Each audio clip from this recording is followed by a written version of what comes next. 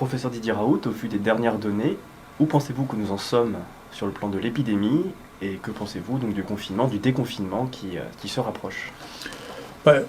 Écoutez, on suit avec énormément de tests l'épidémie. Et donc, vous voyez qu'on a eu un pic qui était à ce moment-là, et depuis, on a une décroissance continue. Et donc, cette courbe, c'est une courbe en cloche, ça s'appelle une courbe en cloche. C'est la courbe typique des épidémies. La plupart du temps, ça se passe comme ça. Donc, l'histoire de rebond, c'est une fantaisie qui a été inventée à partir de la grippe espagnole, qui d'ailleurs a commencé l'été. Donc, il n'y a rien à voir. Et donc, généralement, ça se passe en une seule courbe, qui est une courbe en globe de cette nature-là. Et donc, moi, on sait que j'ai une erreur de prédire, en particulier des modèles, mais cette manière de se construire est quelque chose qui est assez usuel pour les épidémies. Les épidémies ont disparu dans le temps, bien avant qu'on ait le moindre moyen de les contenir. Elles disparaissaient quand même. L'humanité est morte d'aucune épidémie. C'est comme ça. Les épidémies commencent, s'accélèrent, elles culminent. C'est le moment maximal de transmissibilité. Et elles diminuent et elles disparaissent et on ne sait pas pourquoi. De la même manière qu'on ne sait pas pourquoi quand nous, on suit depuis très longtemps les gens qui font un pèlerinage à la Mecque, qui reviennent à Marseille. Certains reviennent avec le virus de la grippe parce qu'ils ont rencontré des gens pendant la période pendant laquelle c'était épidémique. Mais comme c'est en été, il n'y a pas de cas secondaires parce que la grippe n'est pas transmissible ici en été. Je ne sais pas pourquoi, personne ne le sait. C'est ni la chaleur parce qu'il y en a en Afrique, ni l'humidité parce qu'il y en a en Afrique. Et donc c'est des phénomènes d'écosystème. Dans notre écosystème, nous, de pays tempérés, il n'y a pas de grippe pendant l'été, en tout cas de la grippe ordinaire. En revanche, il y a eu de la grippe espagnole, il y a eu H1N1, il y a eu la grippe de Hong Kong qui sont développées pendant l'été. Donc c'est un cycle général, habituel, qu'on voit, qui se reproduit assez souvent. Ça ne veut pas dire que chaque fois il va se reproduire, mais pour cette maladie dont on ne savait pas du tout comment elle se comporterait, on voit qu'elle se comporte comme ça. Et donc il y a des gens qui sont une très bonne équipe de mathématiciens de Singapour, qui ont du coup fait une projection en disant, écoutez, si cette courbe se produit comme ça, essayons de voir si on retrouve la même courbe. Et donc ce qu'on voit, c'est que, eh bien, donc eux sont à Singapour, donc ils essaient de prévoir quand est-ce que ça va s'arrêter, et puis ça c'est le monde, et puis ça c'est les États-Unis. Et vous voyez que ça marche très bien pour l'Italie. L'Inde a commencé un peu en retard, et que la Turquie a une courbe tout à fait comme ça. L'Angleterre aussi. L'Allemagne aussi, qui a l'air d'approcher de la fin. La France aussi, vous voyez, le même type de courbe, avec des pics qui sont dus plutôt à des artifices sur le nombre de cas, et donc qui ressemblent, nous, à notre courbe. Et donc, bien sûr, encore une fois, les prévisions sont à prendre avec précaution, mais les dates qui ont été fournies par le président ne sont pas extravagantes, dans le sens où cette étude prédit que 97% des cas auront eu lieu aux alentours du 7 mai et 99% aux alentours du 19 mai. Donc on est dans la marge de, effectivement, au moment où on devrait pouvoir faire du déconfinement et organiser, d'isoler seulement les gens positifs, sachant qu'il est vraisemblable qu'à ce moment-là, la transmissibilité du virus sera devenue beaucoup plus faible. Voilà, ça c'est des données réelles, encore une fois, hein, c'est pas des fantasmes sur la maladie. Hein. Donc le rebond, je ne sais pas d'où ça sort. Ça, le fait qu'il faut 70% d'une population immunisée pour la contrôler non plus, c'est des chiffres entièrement virtuels. C'est pas comme ça que ça se passe. En revanche, ce que je vous donne là, c'est juste des données d'observation et des observations que vous pouvez avoir sur à peu près tous les épisodes épidémiques. C'est comme ça. Vous savez, ça existait du temps de la variole, du temps de la rougeole. Il y avait des épidémies, puis ça arrêtait. L'épidémie s'arrêtait. C'est comme ça pour des raisons qu'on connaît très mal. Peut-être que l'avenir nous permettra de mieux comprendre les relations entre l'écosystème et la transmissibilité des maladies infectieuses. Pouvez-vous nous faire le point quant au traitement proposé pour guérir les patients atteints par le coronavirus? Alors, ce qui est très important dans le traitement, et qu'on commence à comprendre, et on commence à comprendre pourquoi il y a des embranchements qui ont été choisis qui n'étaient pas raisonnables, c'est qu'il y a plusieurs phases dans la maladie. Maintenant, on la connaît bien, cette maladie. Surtout nous, il faut reconnaître que, là, vous savez, il y a quelques chiffres que l'on a là. Il y a 25 000 personnes qui sont venues se faire détecter ici, hein, dont 16 000 qui étaient symptomatiques, 1000 personnels hospitaliers.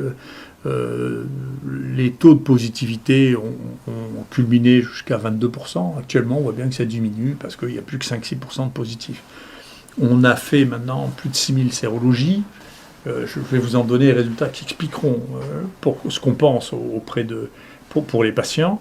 On a testé aussi les personnels exposés. On n'a que 3% de personnes qui étaient exposées ici à l'IHU qui ont des anticorps. Donc la protection et les mesures qui ont été prises ici pour ne pas être contaminés sont très bonnes parce que c'est l'équivalent de ce qui se passe dans la population générale. Donc les gens qui ont travaillé ici avec nous n'ont pas été plus exposés. On a suivi à peu près 4000 patients ici infectés, c'est ce qui en fait encore une fois une des plus grosses séries mondiales, ou peut-être la plus grosse. 3300 ont été suivis en hôpital de jour et 630 ont été hospitalisés. Avec ça, Bernard Scola fait un travail exceptionnel pour isoler le maximum de virus. Donc il a ensemencé 4000 prélèvements pour isoler les virus. Il y a déjà 1500 souches qui sont établies, 1300 qui sont en cours de culture. Nos amis radiologues, le service du professeur Jacquier s'est lancé d'une manière très très très rapide dans la pratique des scanners à basse dose qui sont meilleurs que les radios du thorax et qui n'ont pas l'irradiation des scanners traditionnels. Il y en a près de 2000 qui ont été réalisés. On trouve, c'était très important parce qu'on trouve des lésions pulmonaires chez les gens qui apparemment ne sont pas symptomatiques.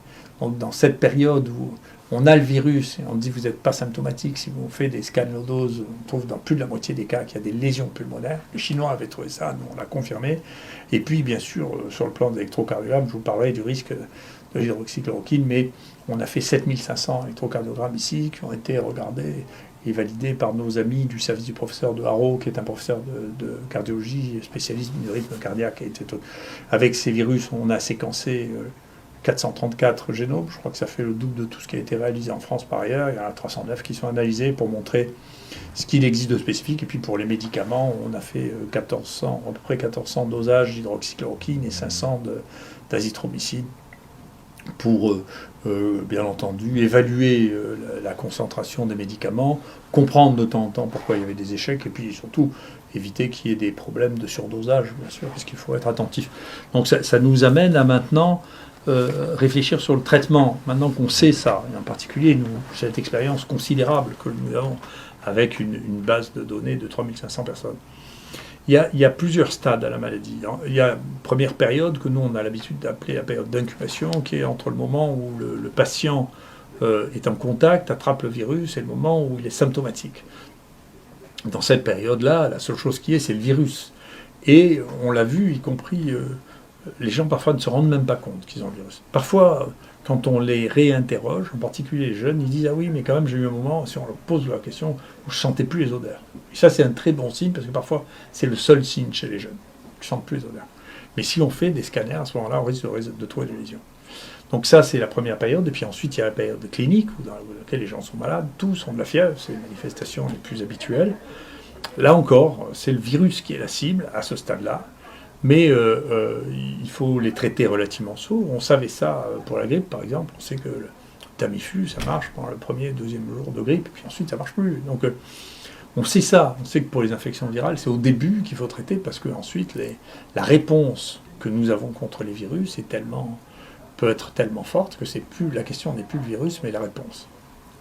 Et au fur et à mesure que les choses se dégradent, eh bien, il n'y a plus de corrélation entre le nombre de virus, ce que nous on appelle la charge virale, et la sévérité. Et au contraire, à la fin, il n'y a plus de virus. Dans les gens qui sont près de mourir ou qui sont en réanimation, il y a très peu ou plus de virus. Donc il y a une vraie évolution de la maladie, qui est d'abord une maladie virale, ensuite qui devient une maladie où il y a à la fois les virus et la réponse immunitaire, et ensuite c'est plus que la réponse immunitaire qui est un problème. Et puis ultérieurement, même quand ils sont guéris, on a l'impression qu'ils sont guéris, et là, il y a un autre risque encore, qui est celui de fibrose pulmonaire plus tardive, qui fait que les poumons ne marchent plus du tout, alors que on pensait les patients guéris. Et donc, à chaque phase correspond une phase thérapeutique. Donc, pour pouvoir traiter les gens au début, moi je crois, j'ai toujours dit qu'il fallait traiter les gens au début, les détecter, les traiter. Il faut donner des médicaments qui ont une efficacité antivirale et qui ne soient pas toxiques, parce que il y a beaucoup de gens qui sont infectés, et la proportion de ceux qui meurent est très faible. Donc il y aura une mortalité à la fin qui sera de 1 ou 2%, si on prend toute la population des gens malades. Et donc on ne peut pas donner des médicaments toxiques dans une population qui a un risque. Le risque est trop important par rapport aux bénéfices attendus. C'est une des raisons pour lesquelles, d'ailleurs, des médicaments comme le Remdesivir ne peuvent pas être prescrits pour ça, parce que leur toxicité est trop grande. On voit l'étude qui a très vite disparu du site de l'OMS, mais l'étude qui a été prise dans le New England montre que la toxicité, ou les études qu'on connaissait, parce qu'il y a quand même eu des essais avec la Remdesivir contre Ebola, qui ne marchaient pas d'ailleurs, qui montraient bien la toxicité. Donc la toxicité fait qu'on ne peut pas donner ça à une maladie qui au début est bénigne. Donc il n'y a pas de place pour ça. On peut donner des médicaments qui sont anodins par ailleurs. Donc c'est la raison pour laquelle les Chinois aussi, quand ils ont commencé à voir... Écoutez, il y a la première étude qui a été publiée de toutes sur la sensibilité du virus, et les Chinois disaient, il y a d'un côté il y a la chloroquine, de l'autre côté la Remdesivir, on va prendre la chloroquine parce que c'est pas toxique, que c'est pas cher et que c'est disponible, ce qui était un choix qui était raisonnable si on pensait qu'il fallait traiter les gens au début. D'accord ? Donc ensuite, les choses s'aggravent, quand elles s'aggravent, et là, c'est la réponse immunitaire qui devient importante, et il n'y a plus de virus. Et donc c'est là non plus, il n'y a pas besoin de Remdesivir, il n'y a pas besoin d'antiviraux à ce stade-là, puisque les antiviraux ne marchent plus, il n'y a plus de virus. Le problème, c'est la réponse immunitaire à ce stade-là. Donc il reste une place, probablement, pour l'hydroxychloroquine, qui est un modulateur de l'immunité. C'est comme ça qu'il a été utilisé. Donc pour revenir sur l'utilisation de l'hydroxychloroquine, la chloroquine, c'est des médicaments incroyablement utilisés. Je ne sais même pas comment les médias ont pu devenir fous autour de cette histoire. C'est une vraie folie déconnectée de la réalité. C'est des malades. Il suffisait de s'adresser à n'importe quel médecin pour savoir que le Plaquenil est anodin et qu'on donne ça aux gens. Il s'est vendu en 2019, avant la crise, 1,2 million de boîtes de Plaquenil, ce qui veut dire 36 millions de comprimés de Plaquenil. Personne ne parlait d'accident cardiaque ni de rien, d'où 36 millions. Et d'un coup, il y a des gens qui découvrent que c'est un produit toxique, que c'est épouvantable. Mais c'est complètement délirant. C'est la Bible de médecine. Pour les gens modernes, c'est sur Internet et c'est up-to-date qu'on a sur un abonnement, et donc auquel il y a plus de grands spécialistes mondiaux. Si vous regardez un torsade de pointe, c'est même pas mentionné les antimalariques. Donc c'est bien possible qu'il y en ait eu quelques-unes. Cela étant, ça représente une importance médicale telle que c'était même pas dans les livres. Et d'un coup, ça devient un truc qui arrive tous les jours. Donc les gens sont devenus fous. Après, tous les arrêts cardiaques, il y a une étude qui vient de montrer 900 000 personnes, les arthrites rhumatoïdes, traitées par le Plaquenil, comparé à un groupe témoin de 350 000 personnes, il n'y a aucun accident cardiaque connu. Donc tout ça, c'est disponible pour les gens qui regardent un peu les données, la littérature, les encyclopédies. Donc comment cette folie-là a pris le monde est quelque chose qui est mystérieux. C'est très étonnant. Toujours est-il que la chloroquine ou l'hydroxychloroquine, il faut faire attention là aussi. Si on en prend à des doses suffisantes, on peut se suicider. Mais c'est pas parce qu'il y a des gens qui donnent des doses extravagantes de ce médicament que le médicament qui a été prescrit depuis des années à des gens qui ont des polyarthrites rhumatoïdes ou un lupus, c'est un médicament qui brutalement a tourné en 2020 et est devenu un médicament toxique. Tout ça n'est pas sérieux. Ça n'est pas raisonnable. Voilà. Donc il faut revenir à la raison, c'est un médicament qu'on peut utiliser à condition de respecter les doses. Quant à l'azithromycine, c'est le médicament qui a été le plus prescrit dans toutes les infections respiratoires, y compris celles qui sont virales d'ailleurs, parce qu'il y a souvent des surinfections bactériennes, mais il se trouve que, par chance, ce médicament est particulièrement efficace en association avec l'hydroxychloroquine. Donc nous, maintenant, on a traité plus de 3000 personnes avec ça, donc les choses se passent très bien, on n'a pas d'accident médicamenteux. Et donc, cette folie-là sur l'hydroxychloroquine résulte probablement effectivement du fait qu'il y avait un aiguillage au départ entre chloroquine ou Remdesivir, qui étaient les deux choses proposées par les Chinois. Et puis ensuite, les Chinois ont dit écoutez, nous, on fait une communication préliminaire en disant on a déjà traité une centaine de personnes et ça donne un effet positif. Et pour moi, toutes ces choses étaient assez simples. Donc, comment ça a pris une ampleur pareille, qui est de dire, écoutez, on a des gens qui sont malades, il faut les détecter, il faut faire une PCR pour les détecter, et puis il faut leur donner le truc qui semble marcher chez les gens qui sont les seuls au monde à avoir une expérience. Et puis voilà, on va voir ce que c'est. Nous, on a rajouté l'azithromycine parce que l'azithromycine marchait sur d'autres virus ARN, et que l'azithromycine est le traitement recommandé dans la pneumopathie. Et puis voilà, il se trouve que ça a eu un effet tout à fait remarquable. Donc on continue comme ça, comme beaucoup de gens d'ailleurs, et encore une fois, beaucoup de médecins dans le monde ont utilisé ça, plus de la moitié qui ont été confrontés à ce problème ont utilisé ça. Donc, si vous voulez, je crois qu'au bout d'un moment, il faut revenir, il faut que la raison reprenne ses droits, là, et qu'on arrête de considérer que le médicament qui a été découvert il y a 80 ans et qui est utilisé depuis est devenu toxique en 2020. Quoi. C'est quelque chose qui laisse vraiment avec des doses pareilles. Moi, je ne peux pas imaginer qu'à dessus les gens ont mangé 36 millions de comprimés rien qu'en ville, hein, parce que je ne parle pas à l'hôpital, rien qu'en ville est devenu brutalement un truc mortel. Enfin, c'est une histoire. On ne sait pas comment c'est possible que des bruits comme ça se répandent. C'est quoi? Les gens ne lisent pas, ils ne demandent pas. Il suffit de demander à votre médecin généraliste est-ce que vous avez déjà prescrit le Plaquenil? Mais tout le monde a déjà prescrit le Plaquenil. Ça n'existe pas. Alors, c'est des gens qui n'ont jamais pratiqué, je ne sais pas, ou des gens qui n'ont plus fait de médecine depuis 30 ans, ils ont oublié ce que c'était. Mais c'est pas possible. C'est juste un truc invraisemblable. C'est pas possible. Et donc, je ne sais pas comment on arrive à écrire des choses aussi spectaculaires. C'est incroyable. Après, les gens oublient une chose, c'est que, et en particulier cette maladie, donne des atteintes du cœur, qu'on appelle nous des myocardites. Et que donc, il y a des myocardites qui sont des myocardites mortels. Donc, bien sûr, que vous preniez un traitement ou vous ne preniez pas un traitement. Il y a des gens qui ont des myocardites qu'il faut surveiller parce qu'ils risquent de faire des troubles du rythme et puis en mourir. Puis d'autre part, on vit dans une époque où il faut avoir le maximum de sécurité. Et donc, c'est légitime de regarder les choses qui sont associées éventuellement avec des torsades de pointe, c'est-à-dire le potassium bas, c'est-à-dire d'autres comédicaments, la longueur du électrocardiogramme, et tout ça sont des choses que l'on peut faire, et puis si on fait ça, on n'a aucun ennui. Donc tout ça est très simple, ne justifie pas qu'on se mette dans des états pareils. Quel est le rôle des médecins aujourd'hui dans la crise? Alors moi j'ai trouvé, si vous voulez, que d'abord les médecins réagissent très bien. Je pense que la plupart des médecins, d'ailleurs, moi je pense que je suis en phase avec la plupart des praticiens qui voient les malades et qui disent écoutez, il faut faire quelque chose. Beaucoup de gens qui réagissent comme ça en disant écoutez, pneumonie, de manière, on a l'habitude, on leur donne de l'azithromycine, on leur donne le macrolide parce que les pnéumopathies, on les traite comme ça. Donc, l'idée que on peut laisser les gens jusqu'à ce qu'ils aient une insuffisance respiratoire sans rien leur donner, c'est une idée. La médecine n'a jamais fait ça de toute l'histoire de la médecine. On soigne les gens, on leur donne quelque chose. Au moins déjà pour les rassurer, pour dire qu'on s'occupe d'eux. On ne peut pas dire les gens sont malades, on les laisse dans un lit jusqu'à ce qu'ils n'arrivent plus à respirer, et là ils vont à l'hôpital. Enfin, je sais pas, c'est contre toute la pratique médicale depuis Hippocrate, donc on ne peut pas faire ça, on ne peut pas valider ça, c'est pas possible.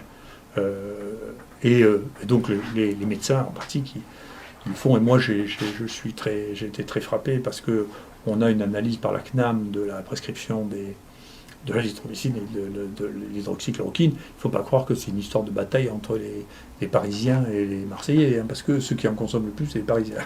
Donc, c'est peut-être les médias parisiens qui sont ça, mais les médecins parisiens et les malades parisiens, ils ne sont pas plus fous que les autres. Hein. S'il y a des médicaments, ils veulent les médicaments. Hein.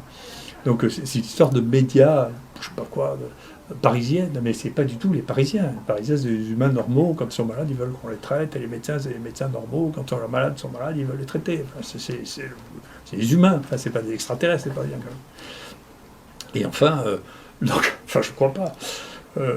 Et enfin, il s'est passé une chose qui est tout à fait remarquable, absolument extraordinaire, c'est la qualité des soins en réanimation. Je ne sais pas comment c'est ailleurs, mais je sais à Marseille c'est comme ça. À Paris, mes amis me disent la même chose.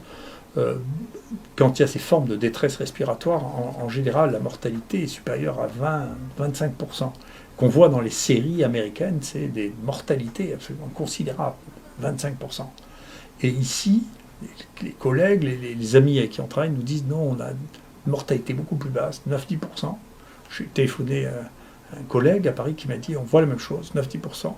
Mais parce qu'ils ont un réseau de tous les réanimateurs entre eux, où ils s'échangent les informations qu'ils ont au fur et à mesure, qui ne sont pas encore publiées, en particulier sur la coagulation. C'est-à-dire qu'il y a de gros troubles de la coagulation, ils ont changé leur thérapeutique, ils ont adapté à cette maladie en donnant des anticoagulants le plus tôt possible, pour éviter les embolies pulmonaires, qui sont une des causes de mort brutale.